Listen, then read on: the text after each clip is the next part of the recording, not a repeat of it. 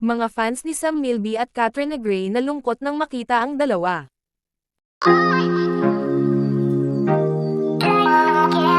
Kahapon, November 5, 2024, nagpost ang Cornerstone Entertainment sa kanilang Instagram account ng larawan kung saan makikita ang halos lahat ng kanilang prime artists.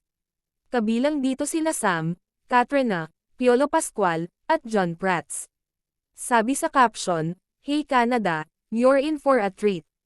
Kaagad napansin ng netizens na hindi magkatabi sa upuan sina Katrina at Sam. Sabi ng isang netizen, di na sila magkatabi sa seats kat Sam. Sagot ng isang netizen, yes. Opinyon ng isa, mas maigi na raw na kahit ganun ay nananatili silang magkaibigan.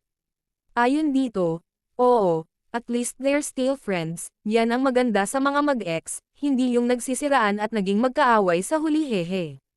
Komento ng isa pa, nakakasadlang kat Sam no more. Their US concert last year was a huge success with of course konting kilig from Kat Sam, broken heart emoji, moving on.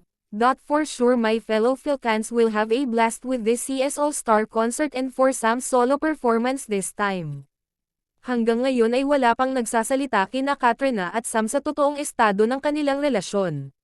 Pero hindi nakalusot sa mapanuring mata ng netizens ang biglaang pagbora ni Katrina sa engagement photos nila ni Sam noong nakaraang May 2024. Dahil dito, umugang muli ang haka-hakang tuluyan nang naghiwalay sina Katrina at Sam at hindi na matutuloy ang nakaplano nilang pagpapakasal. Noong February 8, 2024, napabalitang break na sina Katrina at Sam nang mapansin ng mapanuring netizens na hindi nasuot ng dating Miss Universe ang kanyang engagement ring.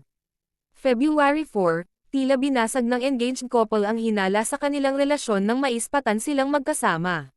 Sa litratong in-upload ni John Pratt sa Instagram, makikita ang tila pakikipag-double date nila ng kanyang asawa na si Isabel Oli kina Katrina at Sam. February 24, muli silang naintriga nang naiulat sa isang vlog na totoong break na ang dalawa. Ayon sa vlog, may nakapagsabing source na matagal nang hiwalay sina Katrina at Sam ngunit nananatiling magkaibigan ang dalawa. Sa katunayan daw, nang nagdiwang ng ika-30 kaarawan si Katrina noong January 6, 2024, ay wala na sila ni Sam. Napagtanto raw kasi ng aktor na hindi pa siya handang magpakasal kay Katrina matapos mag-propose ng aktor noong February 16, 2023. Hanggang noong February 28, 2024, tuluyan ng inamin ng Cornerstone Entertainment, ang talent management ng dalawa, na kasalukuyang may hinaharap na pagsubok ang relasyon ni Katrina at Sam. Pero sinusubukan naman daw ng dalawa na ayusin ito. Bahagi ng pahayag ng talent management company, We at Cornerstone, as the talent management agency representing artists Sam Milby and Katrina Gray, would like to address the recent rumors surrounding their relationship. While it is true that Sam and Katrina are currently facing some challenges in their relationship, they are actively working on resolving these issues together.